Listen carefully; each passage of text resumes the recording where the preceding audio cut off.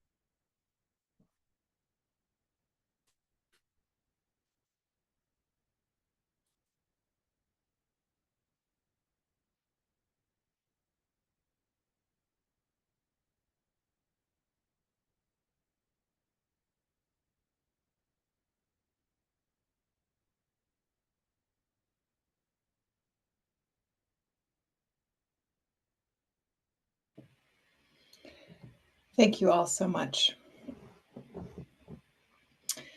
And again, as we come back together in community, I want to just thank Marie for being here.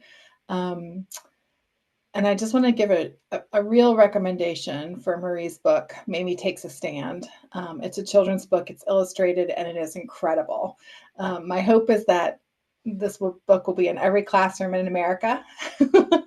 So, Marie, I'm going to hand it over to you. And if you can, welcome again, and thank you for being with us. And if you want to tell us a little bit more about your background, and the topic, I think, is really timely for many of us, integrating faith, culture, and justice in our spiritual writing. So I'll hand it over to you. Thank you. Good evening, everyone. I'm so glad to be here in the Writing for Your Life community. I feel like this is where I started on my writing journey. This is where I learned how to write, was through those virtual conferences at the beginning of the pandemic. And so I'm so grateful to be able to connect with all of you here tonight and just share a little bit about what I've learned. And I hope that it will help you in your writing. I'm a former California public school teacher, but I also taught at a Christian school in Pennsylvania as well.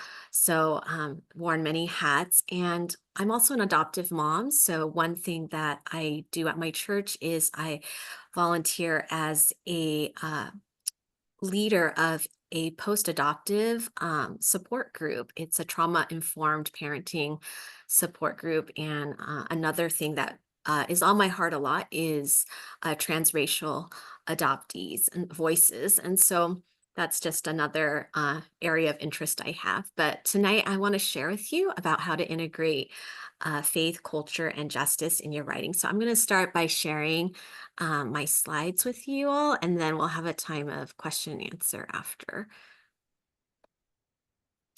So hopefully this will work.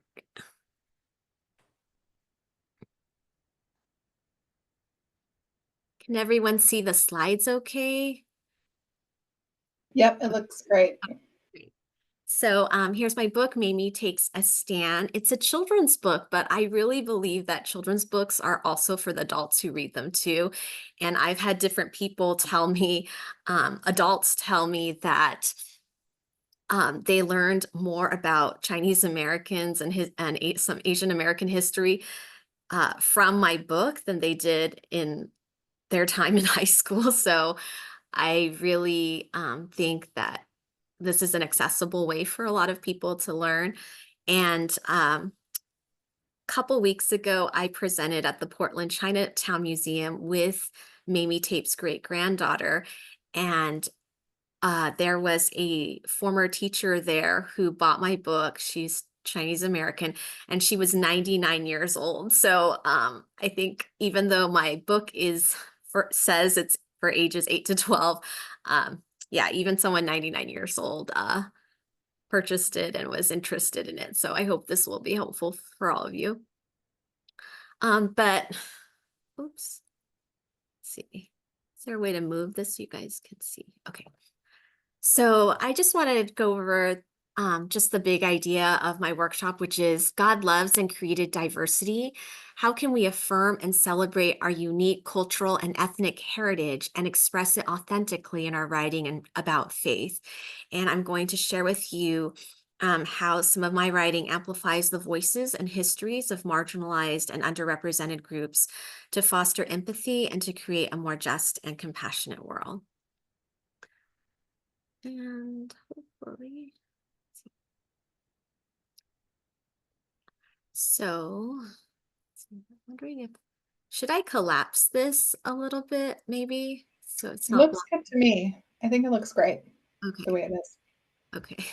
Um, so I hope that this workshop will help you affirm your own voice and culture and to be able to write authentically about uh, your heritage, to use your writing to be an ally and to advocate for others, and then also help you have some ideas on how to write additional resources to pique interests and to promote unity and solidarity.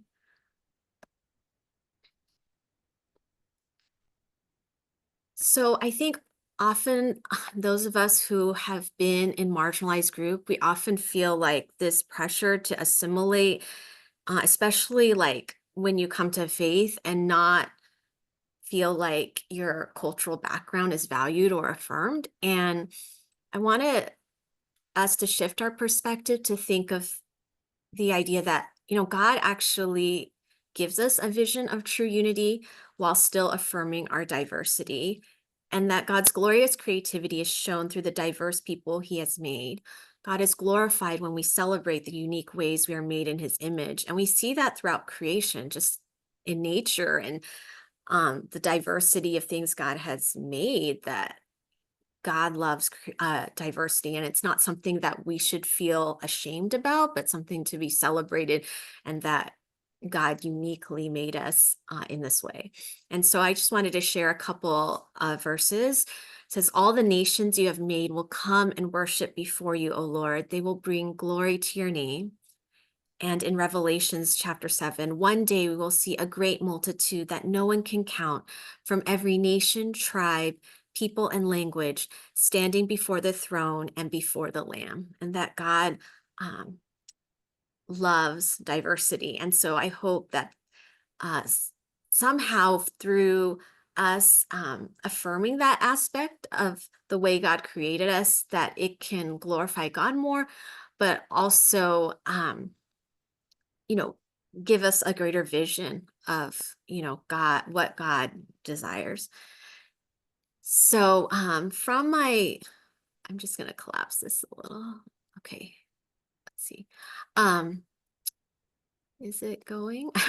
Okay. I see Kate, but I don't, okay. Can you, I don't know if I should put the, It looks good from my end. okay. All right. So I'm just trying to do it so you guys can see. So one thing when I wrote Mamie Takes a Stand is to really focus on affirming authentic voices.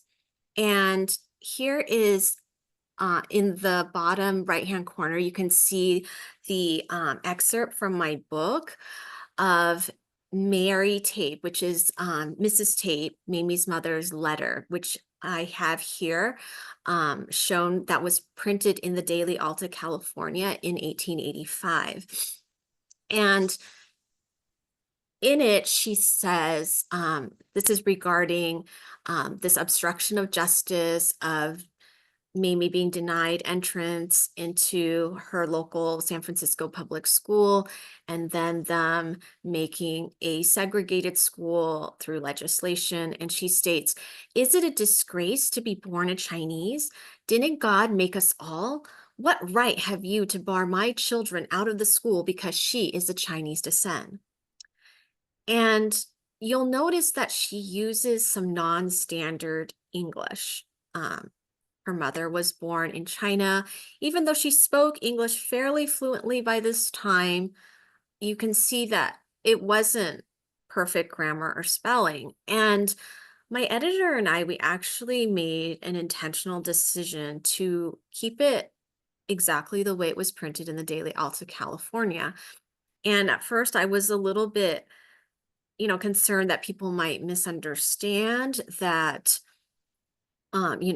we had spelling errors or grammatical errors in the book and it wasn't copy edited correctly. But then I thought, you know what, let's keep it the authentic voice. I think about a lot of immigrants when they have faced injustice. I think about my parents when sometimes they, you know, because of their English proficiency, didn't necessarily want to speak up, and or often I'd have to translate for them to advocate for them. But I just thought, let's keep the authenticity of the voice to encourage, especially immigrant families, that if they see injustice, their voice matters and that you don't have to have perfect English to speak up. And so that's one aspect of the writing that we decided to keep. And I just want to encourage you, especially if English is your second language, that don't let that be a barrier to writing and speaking up against injustice. Again, your voice is important and matters. And then the second thing is I wanted to connect is this concept of Imago Dei. The thing that really struck me about Mrs. Tape's letter was that phrase, "Didn't God make us all?" Because she wrote this after they had already won the court victory in the California Supreme Court. Um, and I wanted to say, despite this court victory, um, despite any performance or anything like that, accolades, that each person has inherent worth and value. And that is foundational to equality and civil rights and can't be taken away from you. And so that aspect of faith and being created in the image of God was something that I thought was important to emphasize. And so that's why that is all excerpt is also printed in the book. There have been some people that have told me in the past, don't include the Chinese words. It's too complex. It, putting foreign words, it's just too hard for people to pronounce. But I really appreciate my editor. He's Asian, he's Asian American, and he understood the intentionality of including the Chinese language. But more than that, heritage languages. So in my back matter, I actually have extensive notes on Chinese pronunciation that I took a long time to research. I even talked to a professor at I communicated with her about uh, the different Chinese dialects. So there was the Cantonese dialect, Toisanese or Hoisanhua, and Mandarin. And so I think when you're writing about your cultural background, I want to encourage you to use your heritage language and your native tongue if it's a language other than English, to include that, because I think to myself, like, my parents, they speak Taiwanese and Hakka, not just um, Mandarin. And those dialects have a different they have a different heart connection, uh, than just speaking Mandarin, which is the predominant dialect. And so I wanted to emphasize that as Chinese and even as Asians, that we're not a monolith. And so that's why I thought that was important. And then also, Chinese is a pictorial language, and so I include the Chinese calligraphy as well. This is an excerpt that is from my educator guide, and then the illustrator wrote Yuan Xiang or Yun Heng in Cantonese, Mamie Tate's name. There you can see it in the illustration.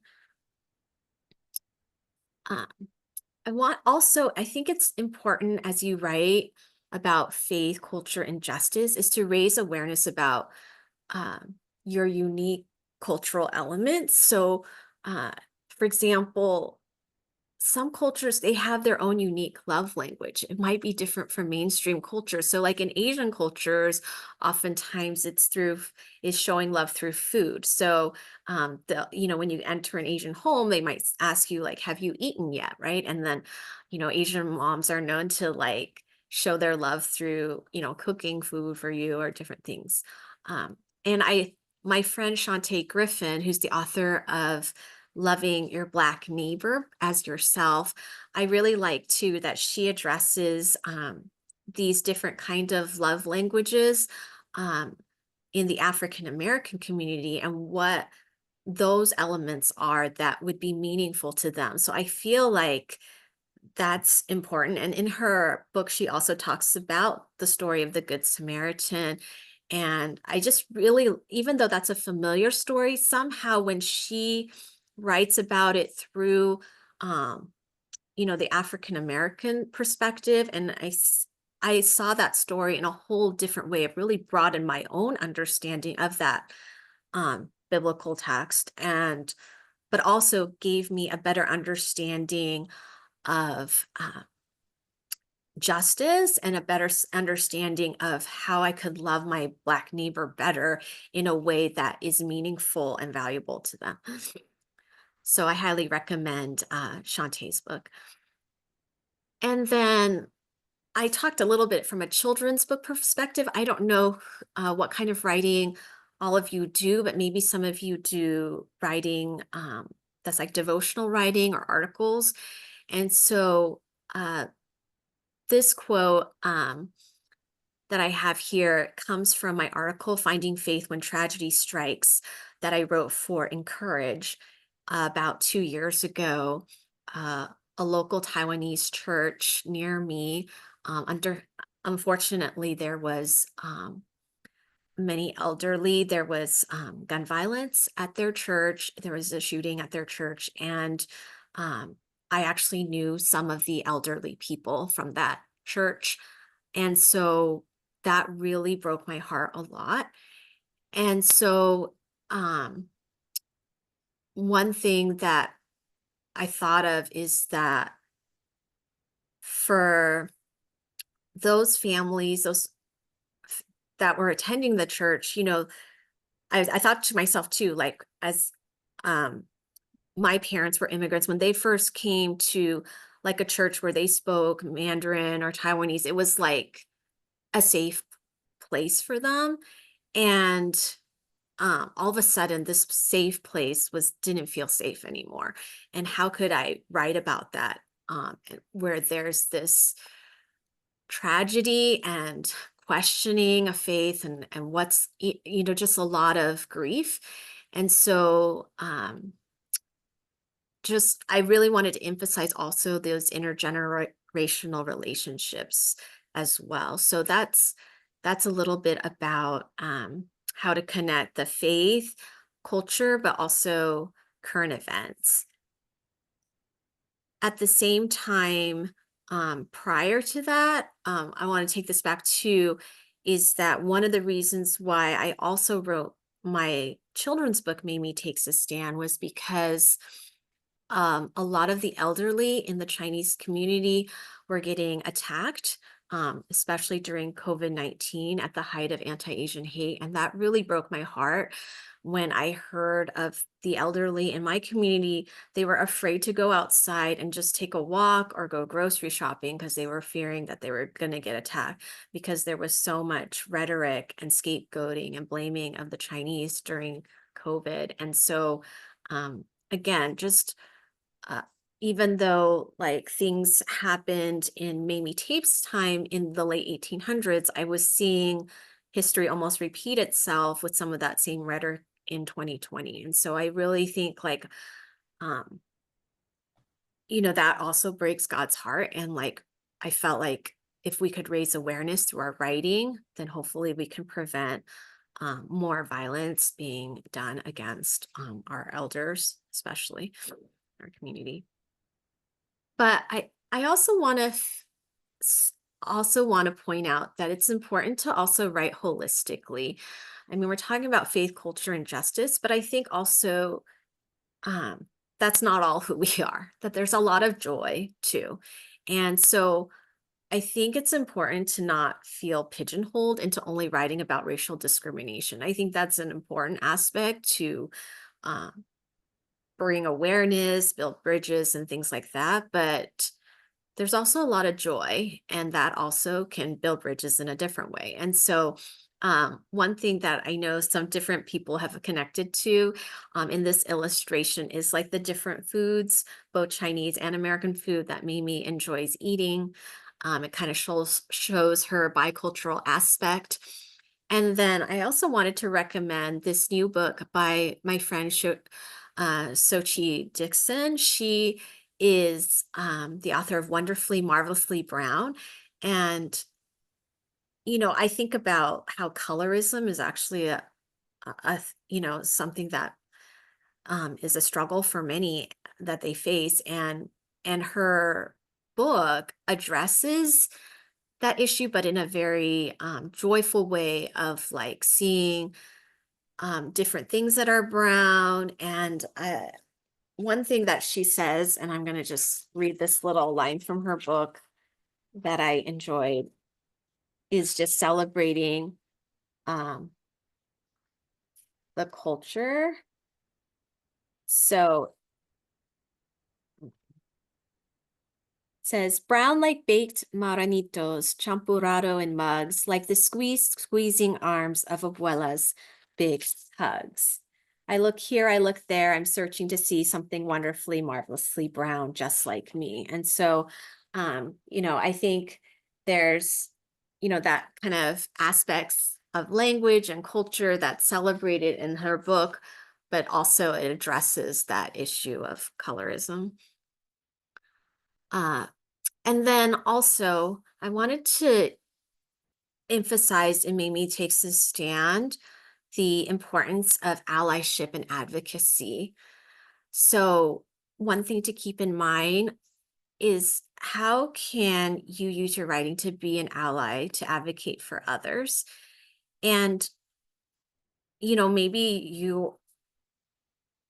you're not, like, right? For instance, like there are people that were in Mamie Takes a Stand that weren't Asian, that weren't Chinese, but yet they use their power, their position, their skills to advocate for the Chinese. And so I really wanted to show a balanced view that yes, there were some people that were obstructing justice and doing unjust things, but then there was the balance is there are people like Reverend Otis Gibson who actually wrote a book that was defending the Chinese, and his son William Gibson, who was a lawyer. William Gibson is the main attorney on the Tate v. Hurley case. He was born in China because Reverend Otis Gibson had been a missionary to China. And William also was trained at Harvard. And so he uses his legal expertise to help represent the Tate family. And then we have Frederick B., and he is the Chinese consul. And he's the first person actually that Joseph Tate, Mamie's father, goes to for help. And so he writes a letter to the school board, the school superintendent, trying to persuade them to allow Mamie to go to school. So I think that's another thing to keep in mind as you're writing.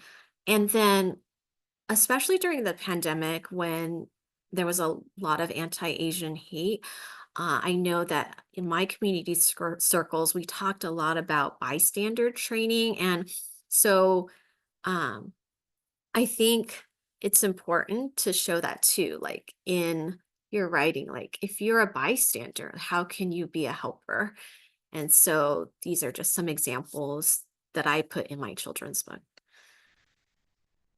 And I want to also talk about how our histories are not separate. They're actually very interwoven. So my main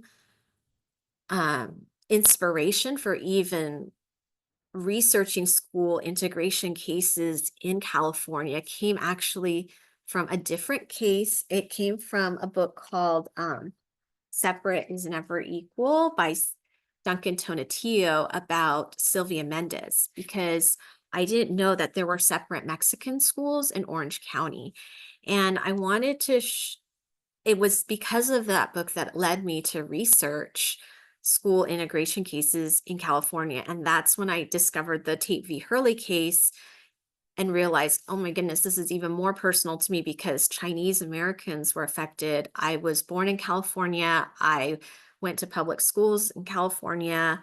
I taught in a public school in California, and it just became very personal. And it just showed me how interwoven our histories are. Um, Mamie Tate's case began in 1884, 70 years before Brown versus Board of Education, which was in 1954. The Mendez case, uh, which was decided in 1947, was 7 years before Brown. Interestingly, Thurgood Marshall wrote an amicus brief for the Mendez case. And then because of the Mendez case, that led to the desegregation of all schools in California. And that was under when Earl Warren was governor of California. And later on, Earl Warren becomes one of the key justices in the Brown case. So we can see how there's a lot of things that are built on each other and they're very interwoven. I just wanted to read this. I thought it was very interesting that in a well-known letter, Dr. Martin Luther King Jr. wrote on April 16th, 1963, exactly 78 years after Mrs. Mary Tape's letter was published on April 16th, 1885. It's like the exact same date, from a Birmingham jail. Injustice anywhere is a threat to justice everywhere. We are caught in an inescapable network of mutuality, tied in a single garment of destiny. Whatever affects one directly affects all indirectly. And so I wanted to share another book that my friend Janice Munemitsu wrote. It's called The Kindness of Color. And one thing when we're doing in our writing is it's not just to only tell our story. I mean, it's important to make our voice known, but I think it's also important to show unity and solidarity. I think sometimes minorities are pitted against each other, and actually things are more interconnected than we think. Like I was speaking before. So you can see on this picture that I am with Janice, you can see Sylvia Mendez in the background. The Mendez case actually had an Asian American connection.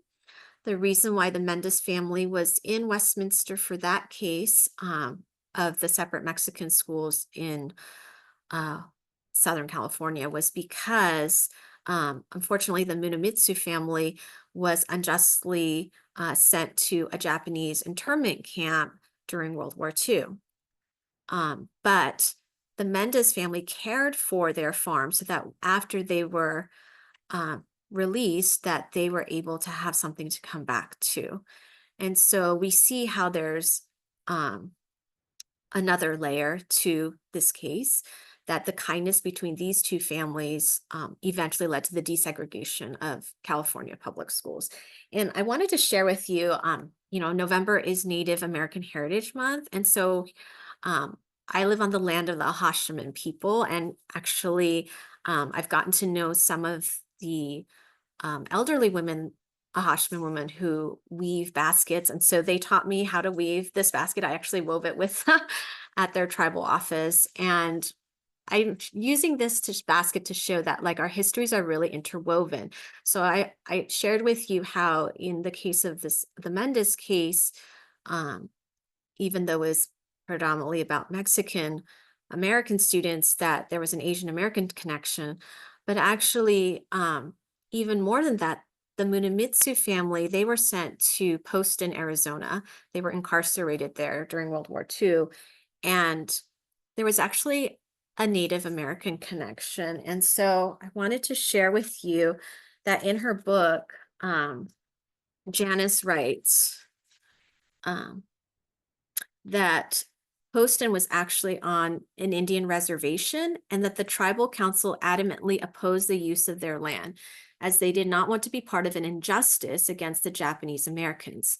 However, the tribal council was overruled by government authorities who took 71,000 acres of tribal land to incarcerate the Japanese Americans. So we can see there is definitely an interwoven history. We've got, this Mexican American family, Japanese American family, and now tribal leaders who were saying this was unjust. And so uh, I just see that there's just so many connections here. And so that's just something to think about. Like when I wrote the educator guide for my book, I list the kindness of color as one of the resources because I was hoping that it would broaden perspectives beyond just Mamie Tate, the Chinese American story, that there's just so much more.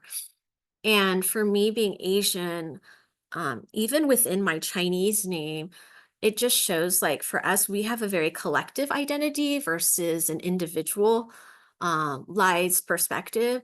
So, for example, my Chinese name, I say my family name first, and then the first character of my other part of my like, you would say my first name, it was actually I share that character with all the other cousins of my generation. My grandfather chose that name, and it's only the last character of my Chinese name that is different. And so I think like it just shows like this idea of a collective identity. But also I want to encourage those of you who feel marginalized. Like sometimes, especially I'm speaking broadly more to like if you're wanting to be published and you feel sometimes like, gosh, there's no room for me at the table. We've been kind of had a lot of erasure, invisibility, um, and not feel like we've had a seat at the table, so to speak. And so I want to encourage you that to not have a scarcity mindset. And I think this is where the faith comes into our writing is that God is a God of abundance and that we would focus on collaboration and being generous and extending the table. Because oftentimes I think, especially minorities, we sometimes feel like, oh, like we feel like maybe some rejection because they say, oh, we already have one book by, that person of color or something like that. So we're not going to publish more. And instead to think of like, you know what, we can make our own tables, we can extend the table.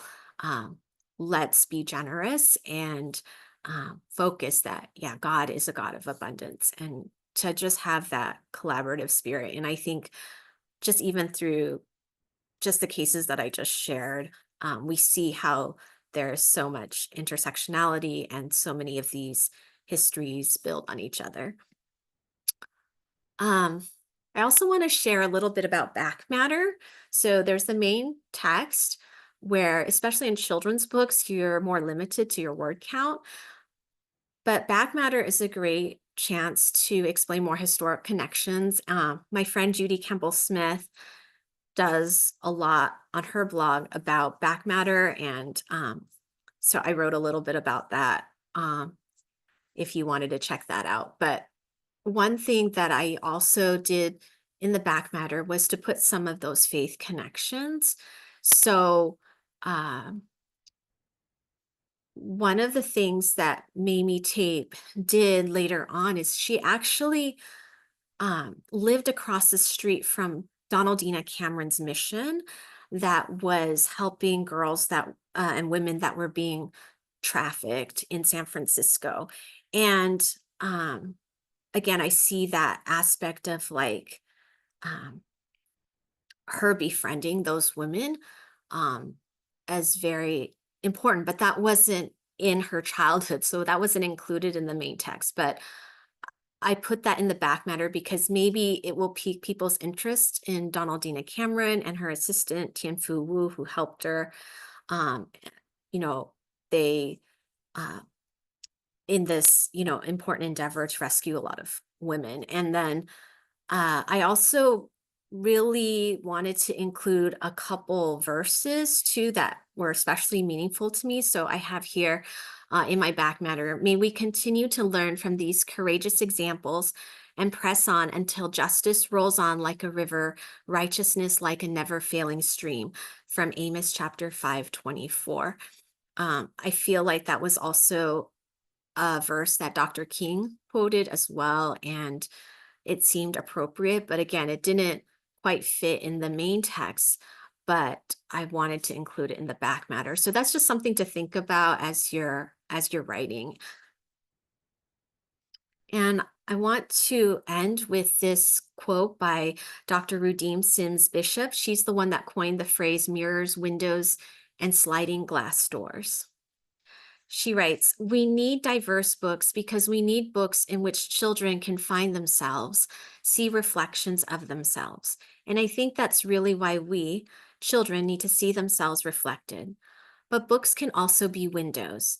And so you can look through and see other worlds and see how they match up or don't match up to your own. But the sliding glass door allows you to enter that world as well. And so that's the reason that the diversity needs to go both ways. I mean, it's not just children who have been underrepresented and marginalized who need these books. And I think through reading, I'm hoping that people will connect, for example, to Mamie's story, and that will help them grow in empathy and respect when they can walk in her shoes through the story. Um, I wrote an extensive educator guide.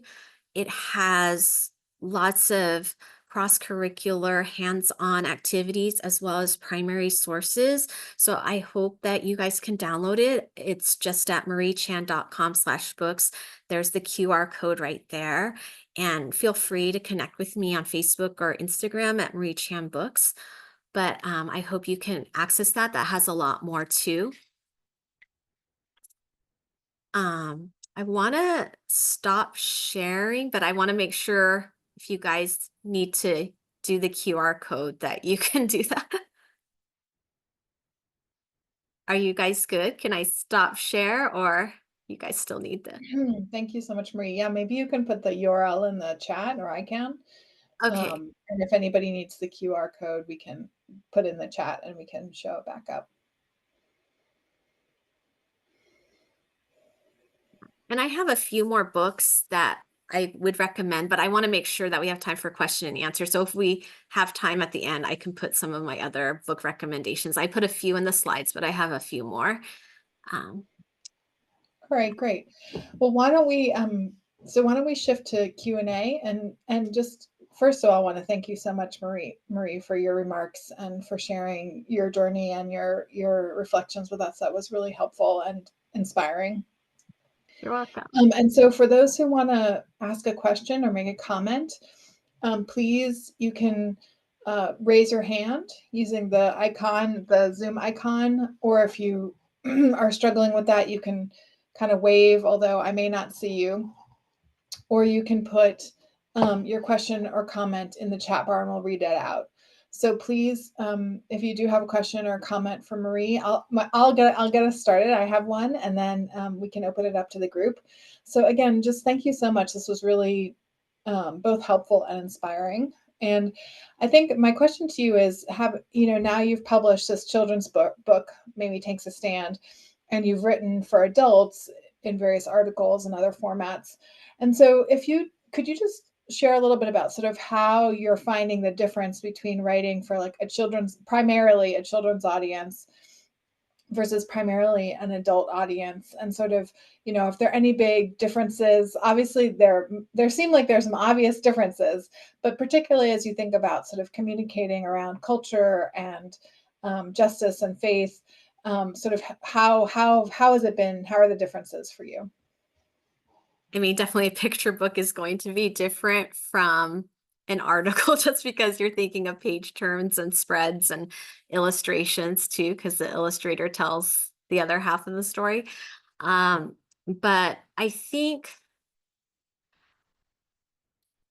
for kids, I'm finding they're actually um, we need to give kids more credit because they actually are pretty. I've been really encouraged on my school visits when I ask kids, like, do you agree? Was it unjust for, Mamie not to be able to go to school? Do you agree that she has the right to go to school? Like everyone's thumb goes up, everyone's hand is raised, and it's like, yes, it's so obvious to the kids. In fact, it kind of makes me think like it's the adults in the story that didn't quite get it, but the kids seem to get it. And so that was encouraging. I just see the next generation with that. But as in writing, I think I can put more complexities a little bit about like I was saying, like the interwoven histories and court cases a little bit more detailed, um, putting more uh, Bible verses in some of those articles, and addressing some really tough topics as well. Although I think kids do want to, they face those tough topics too as well, right? Unfortunately, there have been school shootings. So even though the one I wrote about was at a church, unfortunately, I think they have some of that, anxiety as well. So um, I think children's book writing just has to be more succinct, just to leave room for the illustrator. So that would be my main difference. And then it depends on the age, right? Like what vocabulary you use as well. Um, so I would say those would be the main differences. Yeah. Thank you. Are there other comments or questions?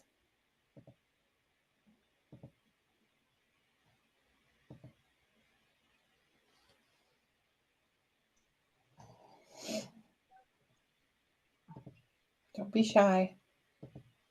Okay, refried bean.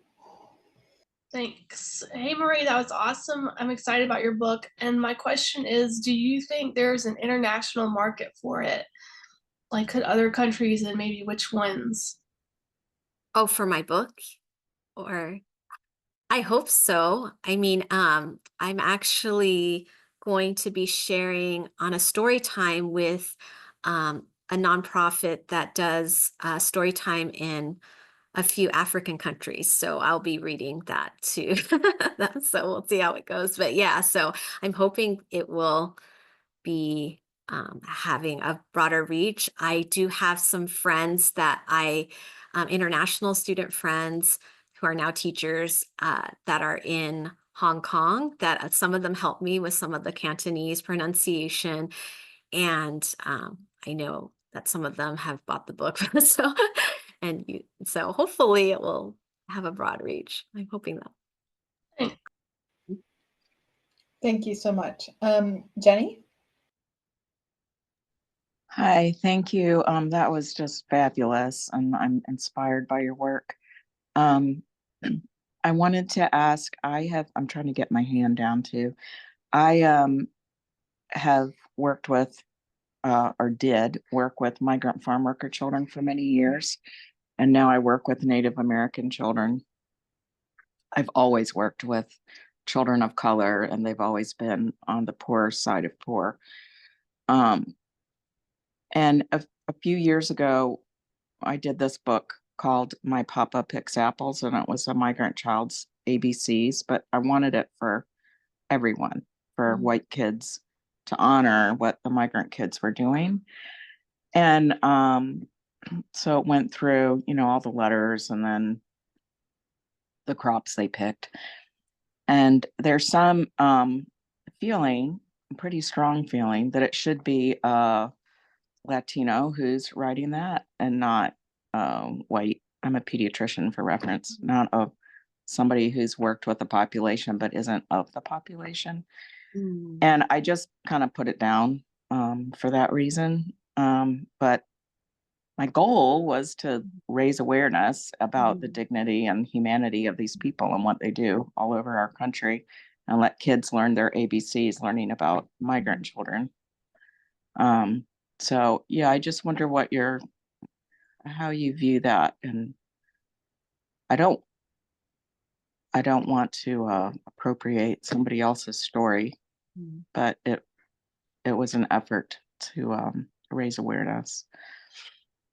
Yeah, no, I thank you for being sensitive to that. I think, I think there's a balance. I mean, I know, like, there's been an emphasis on like own voices and lived experiences, but at the same time, you are in the community and have had a close relationship with the people in the community. So, and it seems like you've done your research about it. So I did see, there's a book called, I want to say it's called I Am American, the Wong Kim Ark story. That's a different US Supreme Court case about US citizenship and Chinese Americans. And that was written by Martha Brockenbrough. She is not Asian American, but it was co-authored with Grace Lin, who is Chinese American.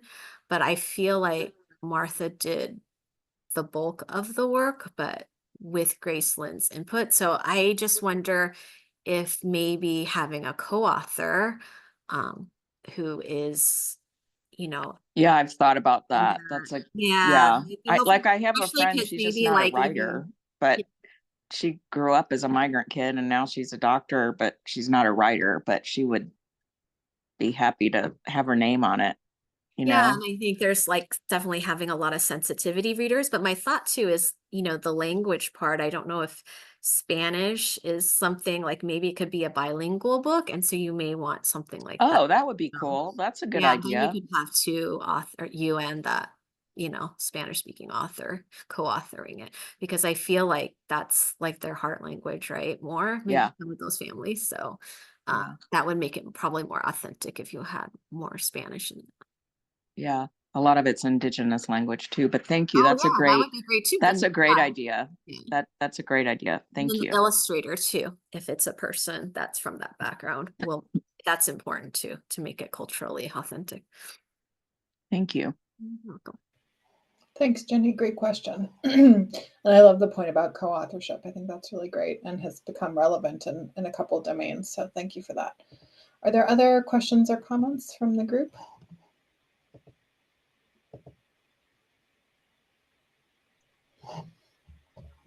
I saw a question from Zari. Oh, Elizabeth, do you want to go ahead? I just wanted to make a comment that for surely I appreciated the subject. And when Miss Jenny spoke, you made a comment and said, don't worry about the scarcity mindset. And her idea of doing the alphabet for the migrant workers sounded like a great idea. And I think she should go through with it. But this was a wonderful topic. When I taught Sunday school and they wanted to give them Bibles, I asked them not to get anything with pictures on it because I wanted all the children to feel, I didn't want anybody to feel less than. I didn't want anyone to feel inferior or superior to anyone. So I asked them to get the NIV Bible because it's the simplest one for all ages to read. And that's the Bible that I taught them from. I didn't want anything with pictures on it because I didn't want only one color to be represented. So I didn't want any pictures because the class that I taught was very diverse and I didn't want anybody to feel better on any scale than the other. So I was glad that I did that. And I appreciate a lot of things that were said, even with the illustrations. I never thought about how great an illustrator is to the book. Now, when I look at books, I'm going to pay more attention to that and see how much of a story they tell. So this is very informative. Thank you. You're welcome. Thanks. Thank you so much. And just one FYI for those of you who are aspiring children's book writers, to not engage an illustrator until you have a publisher, unless you're going to self-publish, because as I'm sure Marie can tell you and other children's books writers can tell you, this is a major mistake some children's book writers make, is they do the illustrations themselves or get their friend or their colleague to do their illustrations, and publishers want to do their illustrations themselves. So, but I know, Marie, you were in communication with your publisher about the illustrator and then worked closely with the illustrator. So if you want to say more about that, I always like to put in a word of caution for those who might go seeking their own illustrator. Yeah, usually you don't get that much input, but we did do some in the beginning because San Francisco suffered a earthquake in 1906, and so many of the buildings, right, because Mamie tapes stories 1884 to 1885, and so a lot of those buildings were destroyed or things were relocated. So when you go back to the archives and look at all these photographs, it's really hard to discern, is this building after 1906 or before? And there's just and also she's a hidden figure, so there's not as much written, like it took a lot of digging to find stuff, and I just wanted to save her some time. So that's why I gave her a lot of reference images and kind of answered a lot of questions early on so that she wouldn't waste time on things like that. And so I'm really thankful. But my illustrator, she also studied archaeology, so that was really helpful because she had a background in history. Great. Well, Marie, maybe we can ask you to share the other couple books you said that you had to recommend. If anybody else has questions or comments, please raise your hand and we'll slip you in. But Marie, do you want to go ahead and show the other books? Yeah, so I think Lisa Creighton has been on Writing for Your Life before, but I got this devotional from her, Only Light Can Do That. It's about Dr. King and 60 days of MLK. Before we know it, it will be MLK Day. I can't believe it. Yeah, this book came out around that time this year, actually. Yeah, January. So, really like this, but this, weaves in Bible verses and justice and history too, and civil rights. So I really like that. And then Prasanta Verma's Beyond Ethnic Loneliness, the pain of marginalization and the path to belonging. So I really like this book as well. It talks about what she coins ethnic loneliness, but also how we find belonging, and to ourselves, others, and to God. So it also connects to faith.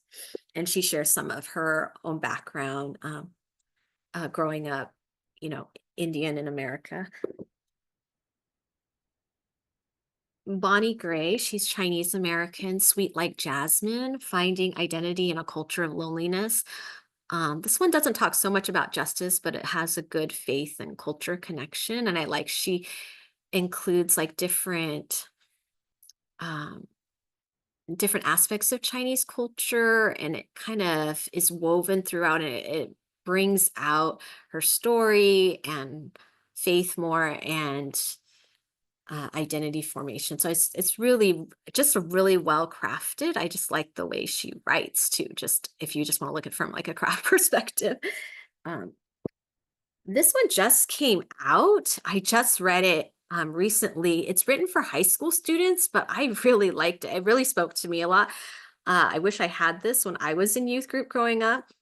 I haven't read the other series. I've only read this one, which is The Jesus I Wish I Knew in High School, but it's the Asian American edition. And I just felt that was really neat how they address like what's unique to the Asian American experience. And I thought it was very well, like really, like actually, yeah, address a lot of issues that Asian American youth in churches face. And so I thought that was really neat how this is from New Growth Press. yeah, it's really easy to read. You can see it's really thin because it's written for high school students, but I think it does do that connection between faith, culture, and justice. Okay, this is on my to be read, but I've heard great things about it. So, okay, so I'll give it that caveat, but this is from InterVarsity Press, Learning Our Names, Asian American Christians on Identity, Relationships, and Vocation. So I haven't read it all yet, so I can't say it fully, but I've heard great things about it.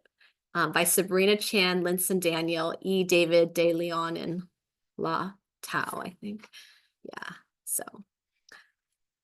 those are just some of the few that I would recommend. And yeah, I mean, there's a lot more, but again, I hope you guys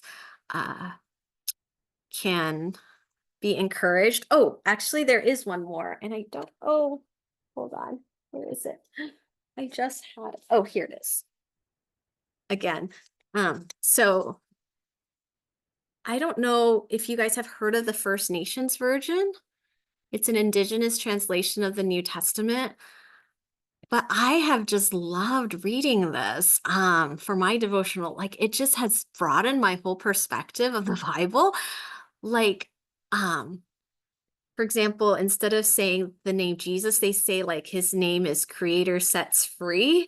And I was like, oh my goodness, that like describes Jesus so well, like Creator Sets Free. And I thought like just the language, and even though I'm not like Native American, like I just feel like it has broadened my whole faith perspective just reading this translation. And I think about like sometimes, like, for example, Chinese names also are kind of similar, like they have a certain meaning. Like, for instance, in Mamie Takes a Stand, her name means distant fragrance. And I use that name as kind of like a symbol in the book. And so here they're telling like they call people by like the meaning of their name. And I just think it's just broadened my perspective and encouraged me in my faith. And so again, this is where I'm saying like when we integrate like the faith culture aspects, it actually like can deepen our faith.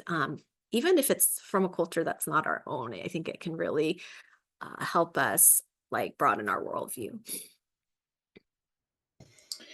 Well, thank you so much, Marie. I just want to say this again. I think this has been such an amazing presentation and conversation. And so we're just about at time.